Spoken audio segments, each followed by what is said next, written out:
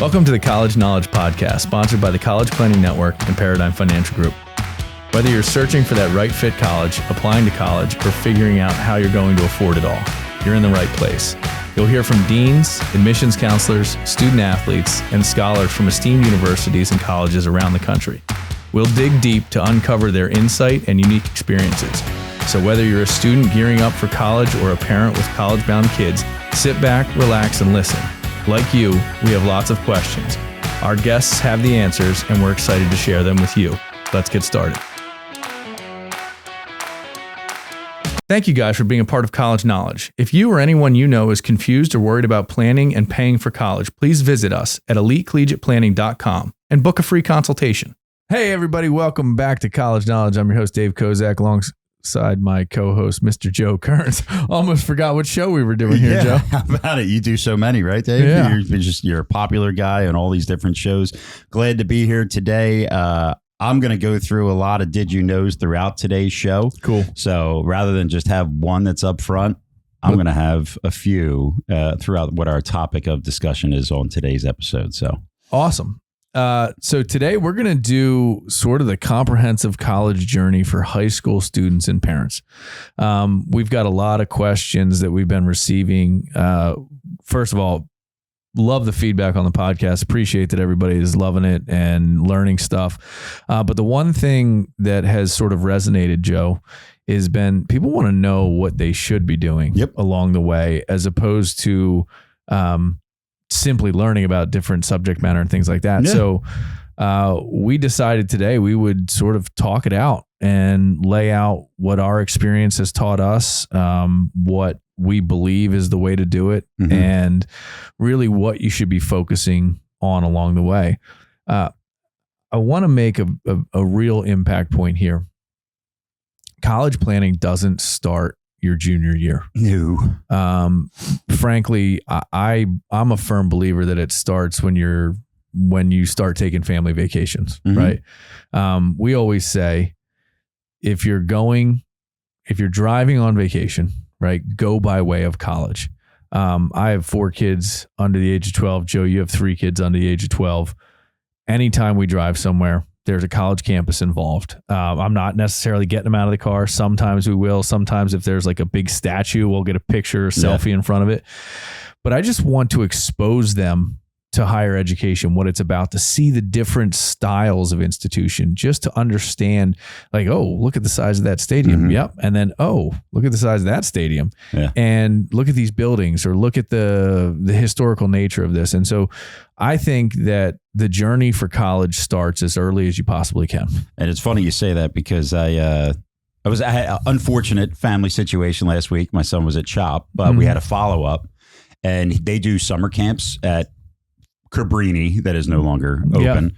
But there's a ton of colleges right by there. And I've asked him questions. But then during our follow-up on the way home, I was like, well, this is Drexel. This is Penn. And we drove like through, and he was like, well, this is a lot different than Cabrini.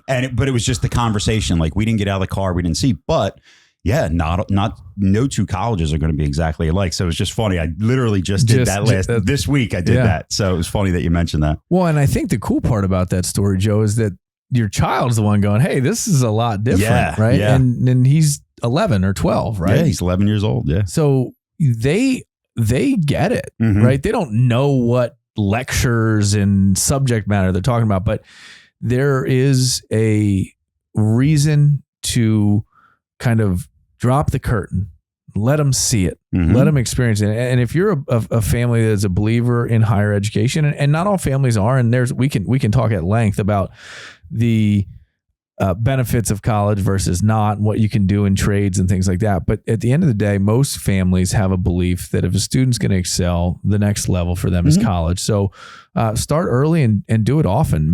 Don't make it a weird thing. Don't make it this mad rush when they get to their junior year, because what happens is the emotional intelligence is not there to have the proper conversations, and the shutdown occurs. And when the shutdown occurs, I can't tell you. I mean, Joe, I'll ask you, how many parents you meet with are just like, our kid doesn't want to talk about it. Yeah. And it feels like they're nagging, not being there to help. And again, sometimes a third party has to be involved because it's not mom and dad. Yep. No doubt. But no, 100%. It's you ask the same question 100 different times, eventually you're going to stop getting answers. Right? Yeah, Like and you also have to keep in mind, it's not just the parents asking the question; it's everybody in their world. That's all people ask. That's a common conversation when you reach junior year. So, man, wouldn't it be nice to have a plan, or to have some sort of model, or to be able to say, I can tell a student this if you're listening, right? If you have at least a story, right, you'll shut it down. Yep, that's exactly it. Yeah. Like be able to say, hey, while I'm thinking about this, I really want to study this subject matter, but I'm still in the exploratory phase. Yeah. Done. Great. The parents will turn around and be like, did you hear that? He's got his head on his shoulders, man. That boy is on point, or that girl is on point. Hey, I know I don't want to do this. I don't want to do that. Okay, great. Like that's a wonderful way to have that conversation. And who taught us about the turnaround? Who taught us about the reverse? One of the child psychologists years ago. Right? Yeah. Are you talking about like asking the question on what don't you like, or no? One of the interviews we did last week, I think it was Dr. General Trainer. No, it was director at Malvern, Ian Harkness, and he said one of the things I like to tell students to do is reverse it on whoever asked the question and say, well, what do you do, and what school did you attend, and did you like it? Oh, okay. And so I think that's just a cool little, I mean, we do reverses all the time. Sure, sales on that, but no, it's wonderful. But that's a way to download information, take it off of the student and put it back on the parent, because everybody wants to give advice. Right. So let them give it. Yeah. Right. Take it in. That's great. I love that. All right. We're going to talk about the comprehensive college journey, the timeline for students and parents. That's right. Start with freshman year. Yeah. So before we even start with freshman year, because it starts with freshman year. Yeah. But essentially how I wanted to kind of use some analogies and some things that might hit home during today's episode. What you are really ending up doing from a college application standpoint is you're going to have a 4-year resume. Yep. Right. If you're looking for a job, you are going to try and highlight all the things that you've done, what your strengths are. College is very similar in an application process, and it's not just what you did the year before, right? So you have to understand that it starts freshman year from a grade perspective, but a lot more. And that's one of the things I get into is you want to keep a journal throughout all this. And starting freshman year is where you ultimately, what I'm going to be highlighting throughout a lot of this is something I came up with called the SWAG VIP. And it's your strengths, your weaknesses, your aspirations, growth. That's the swag part. And then VIP is your values, interests, and your personalities. Love it. You have to start discovering those things. And you may not know all of them starting freshman year, but you have a great opportunity to go from middle school to a new way that you're being taught, right? A new class schedule. You have to start to find yourself and find out what works for you and what doesn't.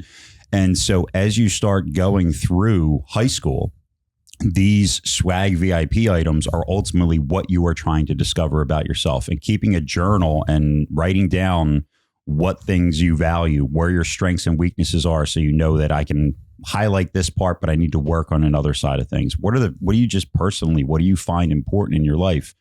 That is going to be extremely important 4 years later when you're now filling out college applications. So just kind of the starting point before we get into some of the very details about freshman year is that's going to be something that's going to continue all 4 years, but realize that it's a journey, and that's what we're really going to be talking about. Well, and I think even adding to that, right, you don't go into freshman year with the intention of building out a 3-year academic, 4-year resume. Correct. Right? That's what. And so if we can just change that little thought pattern and say, hey, you're going into this, you're trying to build something over 4 years that you're going to be proud of and you're going to show to someone. Yeah. And, I want to talk about the journal for a second, because I don't think it's a journal every day. I don't think it's something you have to do I think it's something a weekly, monthly basis where you really highlight some of the stuff. And if you can get that discipline, if you can get the monthly discipline, it's going to make all the difference, because not only will it inspire you in the sort of application process, but it'll inspire the potential essays that you could write, the long-standing growth that you've achieved. the positive and negative feelings that come out of doing things, right? So in that journal, it's all of the different pieces in that swag VIP that you have coined, Joe, which may have to go TM on it. But the idea behind that is you're reflecting on yourself. Mm-hmm. And the key to college is knowing yourself. That's right. Right. Self-awareness is 100%. It's the single biggest factor for a student in being happy and successful at the institution that they pick. And ultimately, I look at that and saying, if you know yourself and you can put yourself out there and you can tell a college or a university, this is who I am, and they don't accept you, that's okay. Yeah. There's a reason for it. Not right. Fit. So like, that's the goal, not to say, hey, I want to get into this school. No, you want to find the school that's the right fit. And this is where it starts. Yep. So, so as we go through freshman year, obviously you're not going to know all the answers. Nope. And going into it thinking like, what am I going to do as a career? What am I going to study in college is not the right way to go about it, in my opinion. Agreed. Ultimately, obviously GPA starts freshman year. So you want to make sure that you're have a focus on grades. Outside of that, you definitely want to, when it comes to like a club perspective and to work on this swag VIP, I say just get active. Find clubs. If there's a club that interests you, join it. Yeah. And over time, you may leave some of those clubs because it didn't pique your interest. It didn't fit your personality, your interests, right? That VIP portion of it. But it'll now start to say, oh, there's these other clubs that I really enjoy. I'm now becoming passionate. I become the president a couple years later because I'm heavily involved, right? Yeah. And again, something that the schools ultimately would want to see. So freshman year, obviously a very high piece on the grade perspective. Yep. GPA starts, you get it start out low. You got to now recover for the next really just 2 years, Correct. To be honest with you, right? Because senior year GPA, let's be honest, guys, you're sending an application out before senior year starts. So it's really your first 3 years of high school. So you have to make sure you have good grades. Also with that, you got to get to know your guidance counselor early. Yeah, I agree. Freshman year, talk to the guidance counselor, get to know them. These are people that are going to be guiding you the next couple of years. They prefer us not to use guidance counselor anymore. Just counselor, but you got to have somebody that's there to make sure that, hey, when you want to take certain courses, well, are you going to be able to graduate? Do you have the right amount of courses? Did you take all the prerequisites that you need? So you have to start having that. And ultimately, this is also someone that's going to be writing a recommendation letter for you. Yeah. So guidance counselor, get to know them. Activity, get involved with clubs, whether it's sports, whether it's the chess club. It doesn't matter. If there's a club that interests you, join it. And lastly, one of the did you knows that I have is not many people are aware that there's something called the PSAT 8-9. And so we all know about the SAT, and a lot of people may or may not know about the PSAT. But the PSAT is actually extremely important junior year. And there is a practice PSAT that you can take in 8th and 9th grade. So I highly recommend that people take the PSAT in 9th grade because it kind of shows you what track you're on, and maybe you can push yourself. Maybe you need a little bit more help, but you also can very early identify some of those strengths and weaknesses from an academic standpoint that we talked about from that swag portion of things. I think there's an additional component here where in our culture, for whatever reason, there's been this huge push to the AP classes and to the advanced and all that. And we've interviewed an awful lot of high-ranking officials in the higher ed world. And I think it's been resoundingly consistent. That is, if you are very strong in a subject, pursue the highest possible coursework that you can, but not at the jeopardy of a C. Yeah. Right. And so, you can do the standard placement, you can do the honors classes, you can do the advanced placement.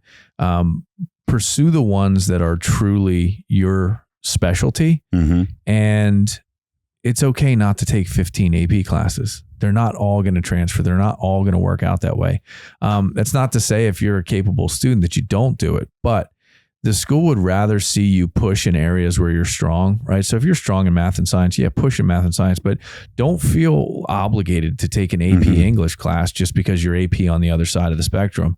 And in terms of what it means to a college, you are pushing yourself in the areas you're strongest and you're working on the areas where you're not. And that's what they want to see, right? So again, if you get A's across the board in science, take the science classes at the highest level. But if you would suffer taking an AP English class, maybe that's not the right fit. And parents, calm down. Yeah. Right. Just calm down. It is not as drastically important as you guys think. And I think it's a keeping up with the Joneses mentality. Well, this kid's doing all this stuff and you got to do it. Yeah. Schools look for diligence, discipline, and passion, right? That's what they want. They want to know that that's what you are and what you're going to bring to their institution. So at the end of the day, they want to see you progress with your course and your studies. Mm-hmm. They want to see you progress in your clubs and your sports, and they want to see that stick to itness, Mm-hmm. right? So if you take an AP science class your sophomore year and then go to an honor science class your junior year and you did well in it, that's not the message you want to deliver. So just make sure when you're talking with that counselor that you're having that conversation. Like, if I start down this track and I'm no good at it, like, am I losing in that, or is that something I should do? Yeah. I think it's vitally important for students to understand. Yeah. And also with that, like the growth mentality that you mentioned, like within those clubs and academic, schools can also see through if you're just trying to pad something. Yeah. Right. So no if you doubt. just join a club because you want it to be on your college resume, it's not going to resonate. Nope. But if you start a club, you join a club and you're in it for 3-4 years and you become the president, that's that growth. I was in 6 different clubs in high school. Yeah, that doesn't do anything. So then what I say to find those clubs and act is to then eliminate the ones that don't interest you and pursue the ones that do, right? Take it and find that passion, have that kind of growth. And we offer the same advice when freshmen are going on campus for the first time in college. Like, go see all of the things the school has to offer. Yeah. Find your thing. Yeah. And pursue it. And sometimes that takes a couple of years to figure it out. Absolutely. But then you're highly engaged. You've learned a lot about yourself in that process. And if we talk about self-awareness, I mean, that's a piece that keeps coming back up. Self-awareness is huge in this. So Dave, we're talking a lot about, what the student does freshman year. What about from a parent perspective? What do you think parents should be, I'll say, focused on, or what should they realize that, hey, the planning side of college come freshman year, what goes through your mind when you want to tell families on what to prepare for? First and foremost, that it's going to come quick. Yeah. Right. And you think you think you've got time, but you don't have time. You need to certainly pay attention to the activities of the child and the kind of progress that they're making there. But you really got to start thinking about the financial cost. You've got to understand how the FAFSA system works. If you are looking for experts, find the experts. Mm-hmm. It's what we do for a living. So if you're not having those conversations early, you're going to be in what we call emergency planning. And once you're in emergency planning, you can't necessarily affect the outcome the way you want to. If you're doing college planning with a college funding specialist prior to sophomore year, you're in the driver's seat, right? So I think you absolutely have to have the discussions about the cost, start putting parameters on what you think you can afford, consult with the experts in that arena, and really start coming to terms with where you're going to write the check from. Yep. And it's sometimes scary when I bring this up to parents, but typically you go into freshman year, you're 14 years old. If you haven't started to think about the finances, if you haven't started to plan anyway, you only have 4 years left to make it happen. There was 14 years that already passed by, right? So if you haven't started yet, that's pretty scary to think about. It's like, oh, I had 18 years to plan for this. I already missed out on 14 of the 18 years that I could have been doing something from that financial perspective. So got to know at least, and again, start to talk to, I would recommend a professional that knows this college world inside and out to see what is it that's possible for you guys, but also start to think about from a goal perspective. I have always said that my role is to help parents achieve their definition of help when it comes to paying for college, because there's no law that says that mom and dad have to pay for college. Correct. Right. But every parent, typically, if they come to see me, they go, well, they want to help in some way, but they don't know what that means. They don't know if that means that they're going to be paying $20,000 a year or $60,000 a year. And when I say they have to pay, it's what they determine as help, right? So you have to define it before you have to set the goal before you can have an action plan to achieve that goal. Yep. So if nothing else, freshman year, you really have to start to define what help is as a parent perspective. How much money do you want to be able to give your child per year? Yep. And again, if you have younger kids, you got to bring that, and that has to be part of the conversation as well. You think about it. If you have two kids 2 years apart, the first 2 years may be doable. Second, the last two for that student may be tough. Next right? 4, that might be. It just keeps coming. So, I think at the same time, parents, you have to understand that the college system is no longer one where a student can just figure it out themselves, work the summer job and get it done, right? There aren't loans to cover the expense. If there are loans to cover the expense, it's with your co-signature and your responsibility. So don't be naive to think that, hey, my kid will figure it out, right? It just doesn't work that way anymore. And we're not talking about $10,000. We're talking about $100,000, right? I guarantee 2024 school year, we will see $100,000 cost of attendance. Maybe 2025 if we don't tip it this year. Oh, it's without a doubt. We're close. Without a doubt, it's next year. If it's not this year, I saw Vanderbilt 98,000. So there's going to be one that's over probably this year. That's what we got for freshman year. Would love to know if you guys have comments on what we brought up. If you think we missed something, please let us know. Leave it in the comment section, of this video. Let us know where we're at, and love to hear some of your opinions as well. So. Let me just add one last thing, because I think we didn't talk about jobs, but summer jobs, huge. Get a job. It doesn't have to be. You don't have to be some laborer. You don't have to have some 40-hour week job, but have a job, have a responsibility, because that shows another piece to a college counselor or a college admissions officer. You can take instruction. You can maintain employment. You are able to follow through with actions that are given. There's a lot that comes out of that job.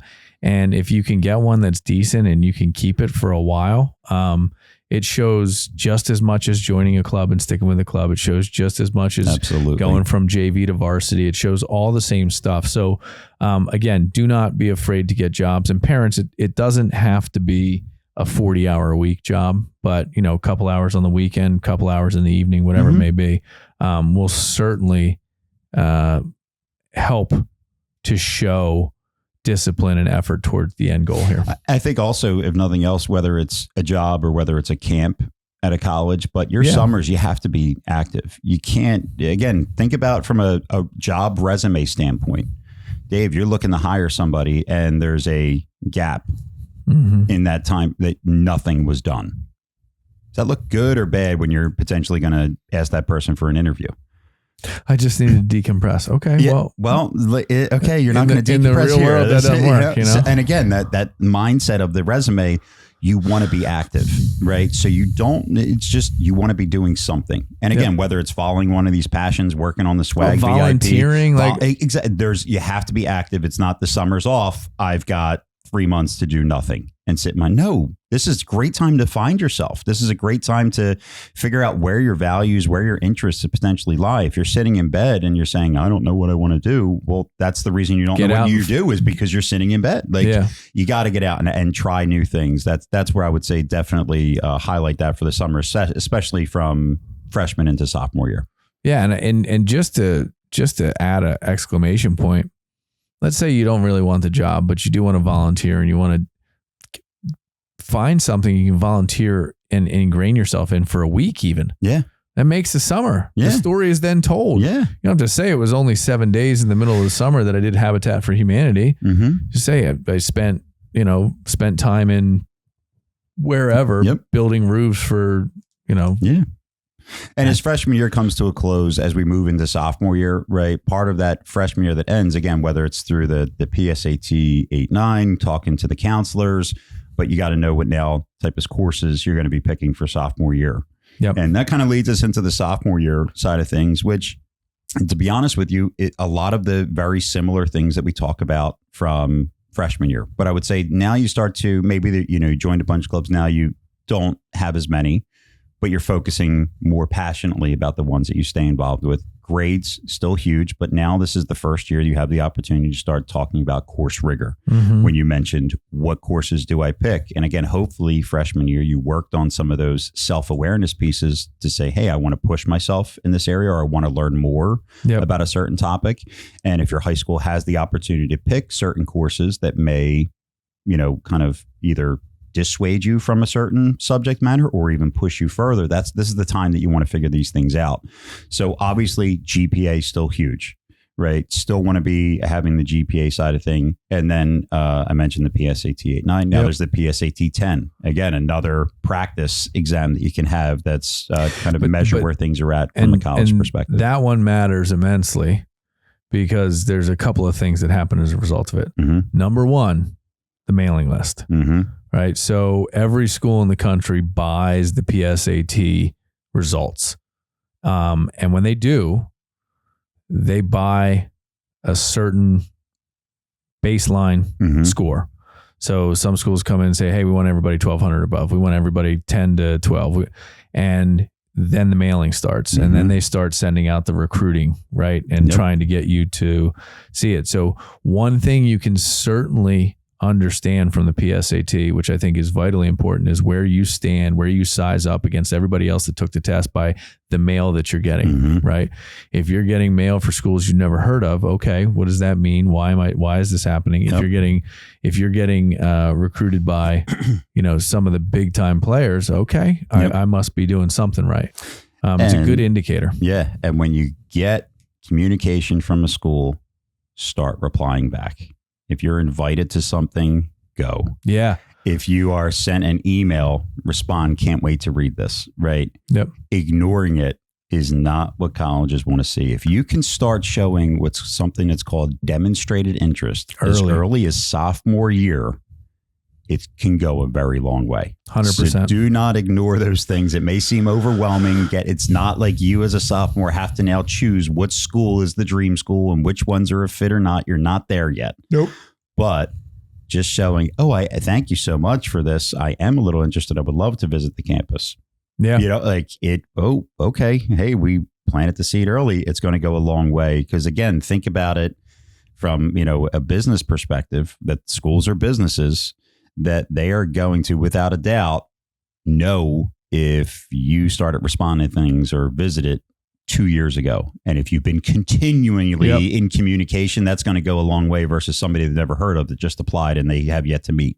Correct. Without a doubt. So, and they're measuring everything, right? So the Google Analytics, the different CRM analytics are saying how many times did you click, did you open, did you go? Yep. So take each school seriously. The only other thing that I would really add from a sophomore year perspective is I think it's time now that you do actually visit a college. You stole my... Sorry. And this is where when you do it, College Planning Network has a wonderful campus visit checklist. And this is where you start doing that. Yeah. And I would say you want to see one major and one private. Yeah. Get a feel for two campuses. If you go and start sophomore year doing a full tour, full Q&A session, sit there, get the whole dog and pony show. Man, is it just throttle down the pressure that is coming, because the pressure is mounting, right? Yep. This is a slow burn and then a sprint. Yep. And what happens typically is everybody ignores the slow burn. They get to the sprint. They're not prepared. They have not exercised. They have not gotten themselves ready. Sprint begins and they're going, what do I do? And the overwhelm sets in. So, yeah. And again, I would say when you visit these schools, you're not necessarily with the intention of saying, am I going to apply here? Do I want to go here? You soak in as much as you can and you basically write down the traits of the school that you like and you dislike. Yeah, you're setting your barometer, right? That's right. And again, the finding yourself aspect. And then you're saying, is this the type of campus that I could see myself with? Is the environment right? Is it the city? Is it in the field somewhere? Does it feel like it's in the middle of nowhere? What are just the general ideas and the traits of the school that you like? And what are the ones that you don't? Because the more schools you visit, the more traits that you end up writing down on that like and dislike column will lead you to finding those schools that have that right social and academic fit, which is ultimately the key. If you've listened to any of our episodes, that's really what it's all about. Both students and parents don't expect to be comfortable as a sophomore going on a college campus visit, right? You're not going to be comfortable. If you didn't know, we're on Instagram, Facebook, Twitter, and LinkedIn at Elite Collegiate Planning. Make sure to share and tag us. Well, it's not a comfortable environment. It is overwhelming. It is big campuses, lots of people. It's all the things.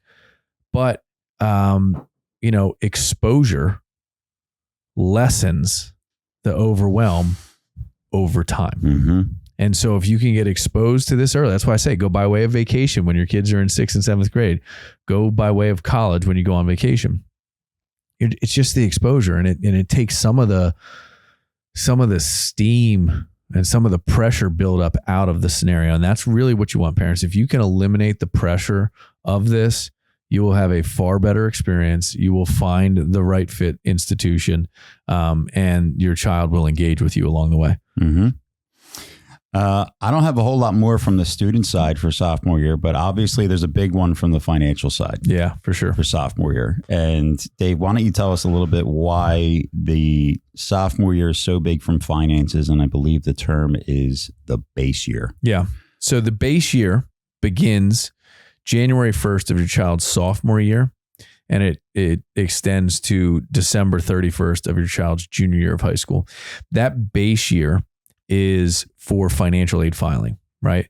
And so when you go to file for a 2025 graduate of high school and also a 2025 enrollee in college, they're going to use the prior year's tax return as your base year. And so for a 25, it would be 2023. And so when your child's a sophomore, they're starting to pay attention to what's going on financially, adjusted gross income, anything on the tax return that is off. So if you're making financial decisions in that year, you have to be able to calculate the outcome because it's going to have a forward outcome in college, right? And for a lot of people, this is a blind spot, right? They do things they didn't even think about. They didn't even think about how that would impact 2 years. And a critical component of the base year is a lot of schools do an awful lot of calculating for the first year. And once they've done that calculating, it's sort of done. Will they refine? Will some schools change? They will. But the vast majority of schools, once they calculate it once, you're sort of, it is what it is. It's in their budget to give you that money for the next 4 years. So mistakes made are not just a single year mistake. They're a mistake for 4 years. And we've seen 30,000 a year mistakes, right? We've seen somewhere where someone wanted to do something and they took a distribution from something they shouldn't have taken a distribution for, 401k or something like that. And the outcome was the 30,000 that they got out of that account cost them 20,000 over 4 years for a total of 60. So not only did they take tax penalty and tax hit on that money, but it cost them an excessive amount in college. So you just have to be aware of what you're doing. It's one of my ones that I was shocked at because, or not shocked, but man, it's a story. Family was a business owner. They thought that they were doing a lot of strategic things. And I was looking at them going, seems like we got a lot of good things going for us. Well, then sophomore year, they bought the child a car. Doesn't sound that bad yet. Where the money ended up coming from, the $30,000 car that they bought was from a Roth IRA that was in the child's name. Well, guys, that is not good. And because that Roth IRA, even though they put all that money in and they took it out and it was tax-free, still showed as an IRA distribution, didn't add to their AGI, but now it adds as untaxed income for that year. And the colleges basically take that and say, there is an extra 30 grand that you are going to be making every single year that we can now say, hey, that's going to be part of your college expense. So this family now, they did it one time, but for all 4 years, because of that one mistake, it ends up being that they're going to pay that much more. If that money came out of savings, would not have had the same impact. Yep. Right. So you have to know, you have to talk to financial aid professionals that know the ins and outs of the financial aid formula. And that base year is huge, especially when it comes to anything that would be capital gains, moving investments around, selling properties, selling businesses. That is a year that you have to be extremely careful of, because it can have huge repercussions on what you pay for college. Yeah, without question. And before we end sort of the sophomore year thing, I think there's a distinction that needs to be made. The moment you complete sophomore year, you're in junior year, and that summer is junior summer, right? And that summer matters. Not to say take away the fun and don't allow for the pool time and all that, but things ramp up. And when, especially if you're an engaged student or an athlete, figuring out those strategic times to visit becomes difficult, because, if you're not in school, you can't play in the game. If you're not, you can't participate. And so, take time over that summer when you have time to do some more exploration, right? Mm-hmm. So if you hit, two local campuses, I think that's a good point to make too. Mm-hmm. Like, during the year, if you just hit 2 local campuses and become acclimated to higher education, great. Over that summer, if you can hit a couple and do some tours, you are ahead of the game. Yep. And that's huge. Being ahead in this game, very few. I mean, I don't know the statistic offhand, but I would, from my experience, probably 5% of people are ahead of the game. 95% of people get behind the 8 ball in this. Right? I think that's pretty accurate. Yeah. So by doing that, you're ahead of the game. You've seen some campuses, I don't need to look at that one again. Mm-hmm. Or, hey, this was really cool. I'd like to see it when there are students in session, or when the campus is popping, or can we get a ticket for a football game or a basketball game, or can we go see something there? I think that transition summer is a big summer. And then we sort of launch right into junior year, right?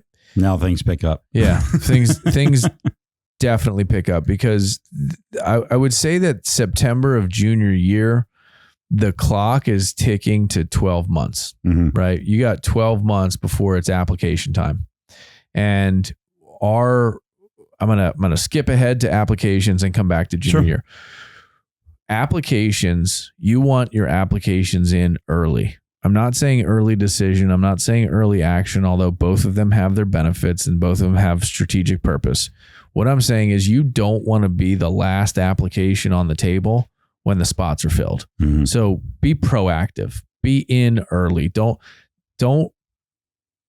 wait because you're not sure. Mm-hmm. Don't wait because, the regular decision deadline is not until January 1. Like, I don't care. Right.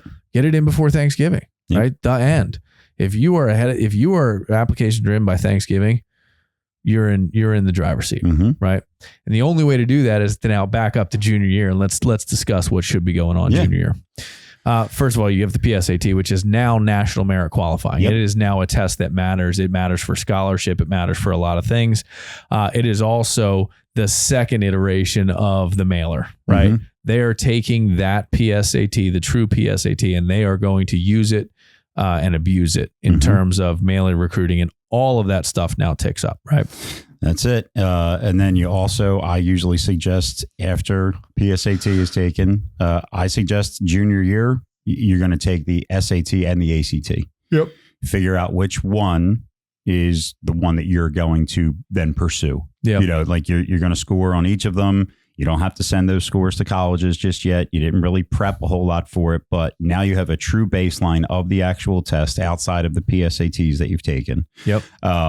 And now you can focus on, am I going to prep and study for the SAT or the ACT? Which one am I really going to be working towards? Yeah. And make no mistakes, take those tests seriously. Yep. You can prepare for them. We use a test prep software in our organization, but I don't necessarily think you have to prep for the first one. But I think it depends on when you take it, right? If you're going to wait and delay, take the last possible one in the spring junior year, you better be ready. Yeah. But if you can take one in the fall of your junior year and get a good idea, Christmas break some time to study, January, February, get ready for that March, April, May SAT, and that's the one where you're really focused on. Yeah.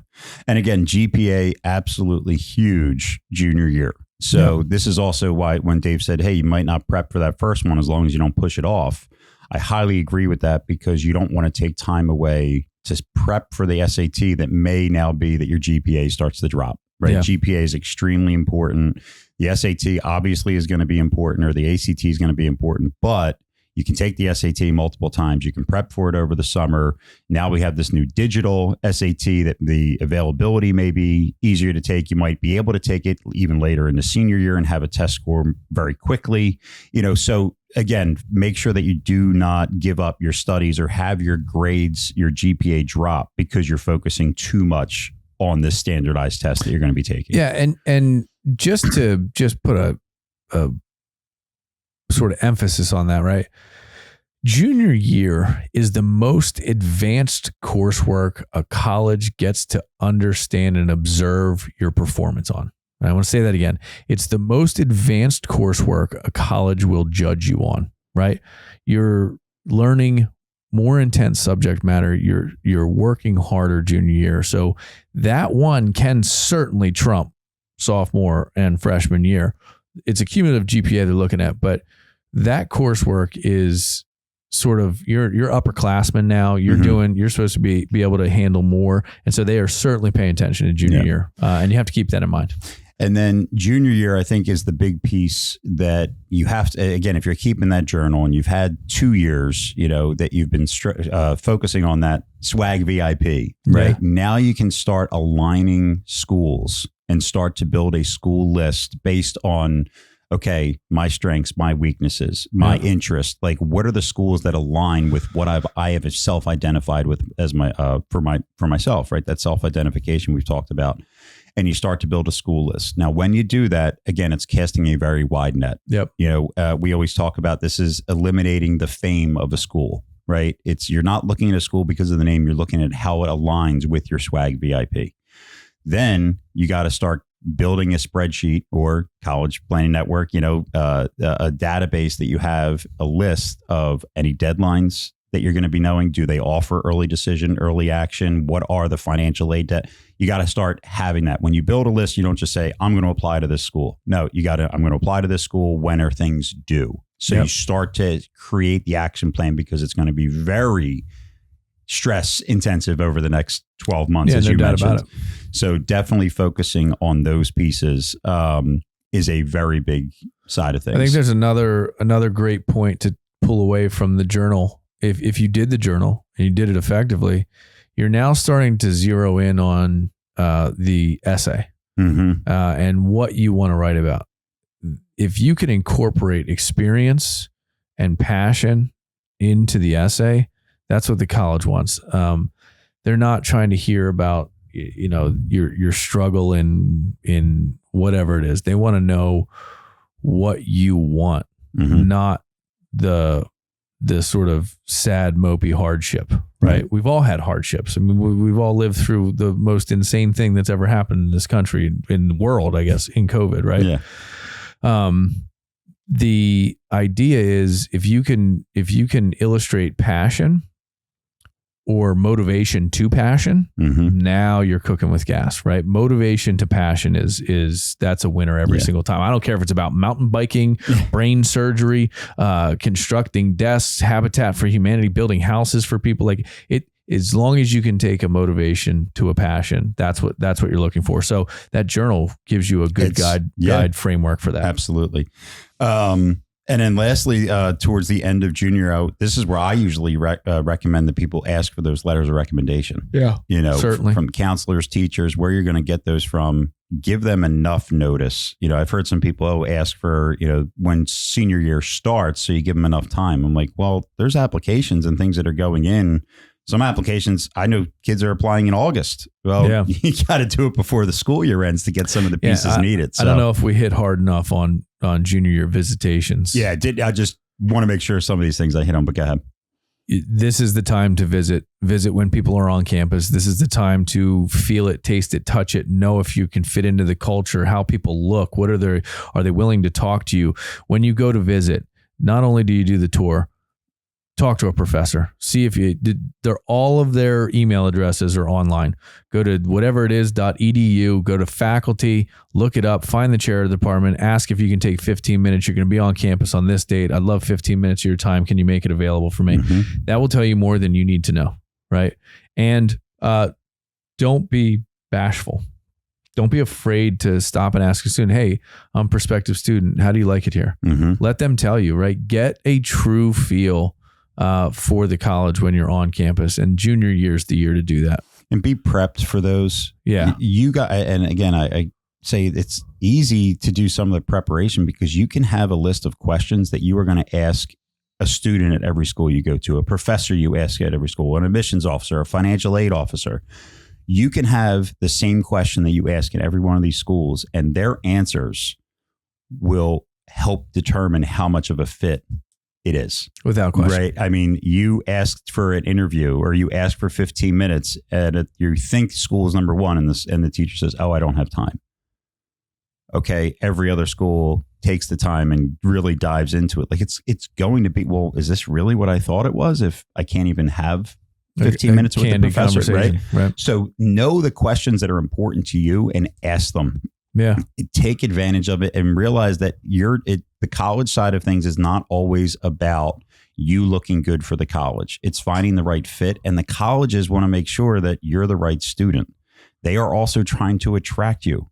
They should be doing this thing. It is not a one-way street. No, absolutely not. It's open you market. Just have to be good enough for them. No, they also are trying to recruit good students. They should be open to all of these conversations. So go in there like it is a job interview, right? I've interviewed many people for positions, and the ones that are always great interviews are when the applicant has questions for me. When the applicant's done research, hey, you've been here for X number of years. What do you think? Yeah. You have done this. The company has been doing this for 5 years. Why did they make that shift? When you do a little bit of research and you come with educational questions, it has an impact on people. And again, when you do a visit, that's part of the thing you want to do. You want to show that demonstrated interest. You don't want to just show up, do the tour and leave. Who knows you? Right. So you also want to try and ask those questions to make sure you're finding that right social and academic fit. It is so important in winning at this game. Yeah, no doubt about it. I get the question a lot of like, do you have to visit? Yes. I'm just going to leave it at that. People argue with me all the time. Well, you don't have to. It says you don't have to. Like, if you want to be taken seriously, I would visit. Well, I look at it and saying, are you going to apply to the school? Well, then you have to visit. Yep. Because if you don't visit, then how do you know you would want to go there? And the school's also thinking the same thing. Like, why would we give you an acceptance and you didn't step foot on campus? But my opinion is you're only going to apply to a school that you might attend. Why are you applying to schools that you wouldn't actually attend? Doing a visit is a necessary piece of knowing if you may want to actually enroll at that school. So you have to do it. Because if you don't know if you're going to, why would you actually be applying to that school? Like, it's just, it doesn't make sense to me. Yeah. With that. So, hey, all right. So again, let us know what you think about our sort of advice here. Did we miss anything in your opinion? Let us know in the comments, please. Yeah. And if you learned something, if you're loving this, make sure you give us a like, a follow, hit the little notification bell, share this with your friends, because we love sharing this information. So if you're learning, please make sure to give us a like so that we know you're listening. Absolutely. All right, let's get to it. Senior year. It starts. This is so... Everything goes a little bit crazy in the fall of senior year. A lot of pressure from a lot of people in a lot of different ways. If you've taken our advice up to this point, you won't feel that pressure. If you haven't taken our advice up to this point, you will certainly feel that pressure because it comes hot and it comes fast. Everything's got a deadline, right? So up until now, we've been sort of whimsically going through this at our pace. Senior year and really junior summer between junior and senior years when a lot of the stuff opens. Financial aid opens, Common App opens, most of the institutional apps open, applications that is. So I've already made the comment you want to be early in the game. Now, what is early in the game, right? a month, 2 months before their deadline for whatever level of deadline you want to hit, early decision, early action, rolling admission, or regular decision. Be in when they're trying to give out acceptances as opposed to when they're getting stingy and trying to find the right person to accept. Yeah. So for the student, again, you got to get the letters of recommendation. Hopefully you took our advice and you asked when you left for summer junior year, and that's being handled. Your GPA and SAT and all that stuff is pretty well behind you at this point. So it's you're on paper, you're either in or out. If you didn't like your score, maybe you did a prep course leading up, a summer SAT, and then nailed it, done. Usually, if you prep, it's usually you're not going to take it more than twice with prep courses because you're not going to improve your score. It's kind of the statistics there. So kind of and you do have opportunities to take the SAT again in the fall of senior year, but that just adds a level of to the whole thing, right? Like, oh God, I got to do this again. Bucket's already full. Yeah, I mean, you're going to have time in applications. You're going to have time with this is where your counselors are going to start stepping in. This is where the rubber meets the road. So if you can avoid having to take the SAT because you prep for it junior year, I would. The first thing I tell everybody to do is go to the commonapp.org. And just look at the dang thing. Yep. Right. Take a look. Take a gander. All institutional applications are relatively similar. Right. The idea of prepping yourself is knowing what you're getting into. Did my journal hit all the points I need to hit? Do I have all my timelines ironed out? Do I know what I did when? Can I effectively put it on paper? In a way that doesn't make me look lackadaisical or sort of behind the eight ball or an underperformer. Yeah. And then it's, narrowing the list, right? We always say 6 to 8 schools is the sweet spot.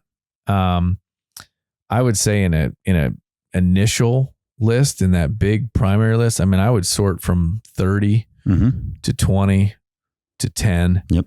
And then I'd be having some tough conversations about the 10. Yeah. Right. Do I need to do all 10? Are there 2 that I can, like, even if I got in, would I ever go there? And I want you also to keep in the back of your mind this question. If I got in and it cost half as much as any other school, would I go there? Yep. Because that's the scenario that you may face. And if the answer is no, I wouldn't, then don't bother applying. Correct. That happens so often. I'm so glad you hit on that, because you will see, hey, I can go to this school for $15,000 a year, and then every other school is 30 or above. Yeah. Why are you not going to the school that's 15? Well, because I don't want to go there. Then why did you apply? Right. And that's where, like, when we say that 6 to 8 years ago, when I first got into this, I used to do kind of the cookie cutter 2 safety schools, 2 reach schools, and like 4 to 6 targets. Yeah. I've totally gone away from that. Like, you want to have a couple, you want to make sure that all your schools aren't reach schools, right? Yep. You got to make sure that, the schools are, that you're going to be able to go to some of the schools that are a fit, but it's the social and academic fit that you're focusing on. 100%. And I want to just, let me interject on the safety school. There's no such thing as a safety school anymore. It used to be that a safety school was your academics were well above, right? Doesn't matter. They are in the business of yield. And so if you have a safety school where academically you are top of the top and it is considered safety, you better take it just as seriously as you take your reach school. Because if they get an inkling that you have zero intention, they will not offer you acceptance. I've seen the strangest. Yes. Like, wait, you didn't get in there? Yeah. No. Because their job is to give as few admissions out to fill their freshman class, right? So if they could go 1 application, 1 student, that's what they want to do. Yep. So some schools have to give out 5 to get 1. Some schools have to give out 20 to get 1. So if you show no prospect of coming and your demonstrated interest wasn't there and your activity and your action didn't follow through with a true desire to go to that institution, then you're not going to get it. So that building that list of that social academic fit is Huge. I mean, that's what you have to do. You have to find the schools that are the right fit. You're going to love being there, and they got the right programs and the right academics for you. You got all your applications in, whether it was by the deadline of early action or early decision. If it's regular decision, again, I've always used what you hit Thanksgiving, right? Like that's it. Financial aid paperwork has been submitted, and now you wait. Yeah. Right. And a lot of college you'll learn is hurry up and wait, and then hurry up again and then wait. Like it's a little nuts. But eventually you'll be getting your acceptances throughout the year. And I always tell people, if say your first semester grades get posted between submitting an application and receiving a letter and they were good, great opportunity to reach out to the school and say, hey, I just want to let you know, here's my GPA for, first half of senior year. If it helps in your decision, don't reach out to reach out. Right. Reach out with purpose. Yep. I just want to let you know I achieved Eagle Scout. Yeah. Can you guys please put that on my record? Yeah. Right. Things like that are great moments of influence and a justification to show additional demonstrated interest, a follow through that matters. Yeah, an accomplishment, an award that you didn't get the chance to show the school. Yep. Definitely. Absolutely. Because that will make a difference. Yeah. Hey, I haven't heard anything yet. Would you guys have a decision on if you're going to accept me? Yeah. That's not what we're talking about here. No, correct. But you will get your acceptances. And the other piece of this is you're going to have a high level of stress during the acceptance process, waiting for these letters to come in. Once you get one, you're great. You don't want to act too quickly and commit to a school. Absolutely not. Because after that, you are also going to get what's called an award letter. The award letter will dictate this is how much we're going to cost. This is what we're giving you in gift aid, what we're giving you in self-help. Basically, this is the bottom line. And they oftentimes don't come at the same time. Correct. You have to, every school, once you apply, you will get accepted, rejected, or waitlisted. Every school that you're accepted to, you will at some point get an award letter. You can't make a decision until you have all your award letters. Correct. Okay. Don't jump the gun. I cannot tell you how many times I have heard of families all of a sudden being offered an extra $5,000 or an extra $10,000 of aid when there was no communication. There was not something called an appeal, nothing done, just the school brought extra money. And they asked, Joe, why did this happen? I said, because their commitment numbers are down. They're trying to entice you. But I guess what? If you committed to that school in January, as soon as you got that offer letter, you wouldn't have gotten that extra money. Correct. Right. So that's just piece number one. But again, this is finally where you're going to understand, because you get all these awards, then you have the potential ability to appeal. Can you go back to the school and do you have a leg to stand on? Is an appeal actually warranted? Yep. You don't appeal every school because there are situations that the school makes a mistake and they offer you too much money. If you do an appeal, they can take some of that money away. Correct. So you compare everything, this is a good award. This is bad. Should I leverage this school against another? You're going to say, okay, these are the schools I appeal to. Now you finally know after that process, whether you appealed or didn't, what every school costs. This is when you finally know if a school is a financial fit or not. Yeah, we always say, do not know a financial fit until this moment in time. Yep. And we always say, don't fall in love with a school until a school falls in love with you. And the way a school falls in love with you is when they show you the money. That's it. Once you understand you've got that, you've applied to the schools that are the right social fit, the academic fit. Now you know the finances, family discussion, making sure that the schools are affordable. Nobody's sacrificing retirement or going into a mountain of debt.